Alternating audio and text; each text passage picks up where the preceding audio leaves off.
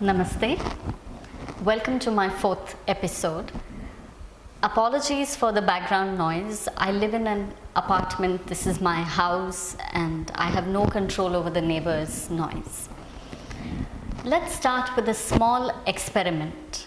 I will be saying something in a very soft voice and you will have to guess what I'm saying.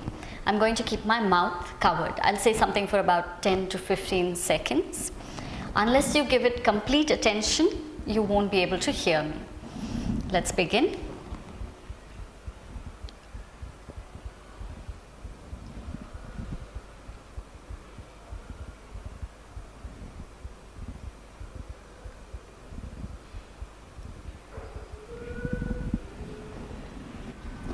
I didn't say anything, but if you actually tried to focus, you must have held your breath, which is what we normally do when we put in effort, when we try to focus, or when we're stressed.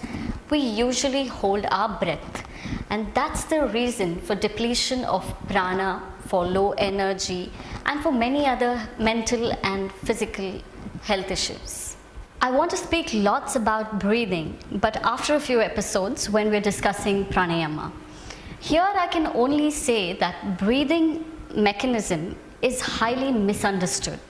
Even a pulmonologist who's supposed to be a lung specialist, while demonstrating deep breathing, will invariably do it with a loud sound and effort, notwithstanding the fact that vacuum inside and the pressure outside will make sure that your breathing is deep and becomes very deep without much effort, but only if you're not obstructing it with a bad posture. Our topic today is breathing in yoga postures. When to breathe in, when to breathe out, how to breathe, etc. Number one golden rule is never hold your breath in any posture unless specifically or explicitly mentioned. Also, remember that exhalation is more important than the inhalation. And in any posture, if you don't remember how to breathe, then it is completely okay for you to breathe normally throughout. Some postures you start with inhalation and conclude with exhalation, and in some you do just the opposite. How to remember all this? It is very simple. Every time you expand, you inhale, and every time you contract, you exhale. Every time you twist, turn, or tilt, you exhale, and every time you return, it is inhalation. In a posture, when you breathe normally and focus on the mild stretch, then prana in the form of blood reaches that area and nourishes it. If you overstretch, then the same nourishing blood is blocked by body's defense mechanism by releasing lactic acid. Mild stretch is not enough. What is more important is not holding your breath, not just when you're doing an asana, but throughout the day. If you pay attention, you will notice that you keep holding your breath every now and then, whenever some effort is needed, when you're focusing, or when you're stressed. If we learn to breathe normally throughout the day, then almost all our problems can be solved. But it is easier said than done.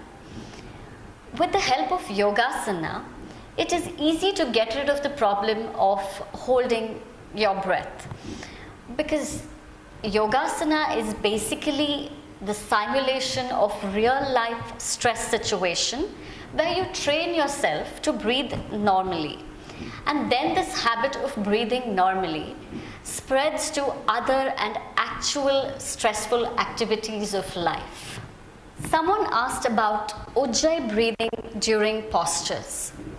I know some schools insist and recommend you to breathe in Ujjayi during your postures, but my opinion is an absolute no-no. In the next episode, I will take you for a walk to a place where I'd been just before the lockdown. Many years ago, at that place, I had my first intense meditation experience without any effort. It was not an emotional outburst. Often, we mistake emotional realization as the actual one.